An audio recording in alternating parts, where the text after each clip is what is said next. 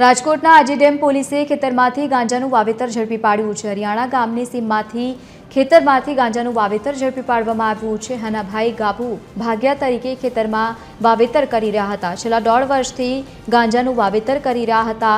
ઘટનાને લઈને પોલીસે તપાસ પણ હાથ ધરી છે। રૂપિયા 1.11 કરોડની કિંમતનો ગાંજાનો જથ્થો જપ્ત કરવામાં આવ્યો છે। ઘઉં અને તુવેર દાળ વચ્ચે ગાંજાનું વાવેતર કરી રહ્યા હતા।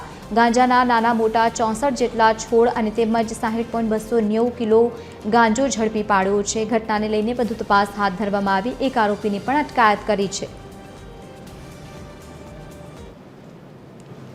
આજીડેમ પોલીસ સ્ટેશનના હદ વિસ્તારની અંદર અણિયાળા ગામથી ઢાંઢળી ગામ તરફ જે જવાનો રસ્તો છે ત્યાં સીમ વિસ્તારની અંદર તુવેરનું જે ખેતર હોય એની વચ્ચોવચ ગાંજાના છોડનું વાવેતર કરેલું હતું અને અમારા આજીડેમ પોલીસ સ્ટેશનના થાણા ઇન્ચાર્જ શ્રી એ.બી. જાડેજા સાહેબ અને એમનો ડિસ્ટાફ જે છે એમની આ સારી કામગીરીના લીધે આ શોધી કઢાયું છે। આ જે છે એનું કુલ જે વજન 380 કિલોગ્રામ 223 કિલોગ્રામ થશે અને 1 કરોડ ને 11 લાખ રૂપિયાની એનો મુદ્દામાલ થશે અને એક મોબાઈલ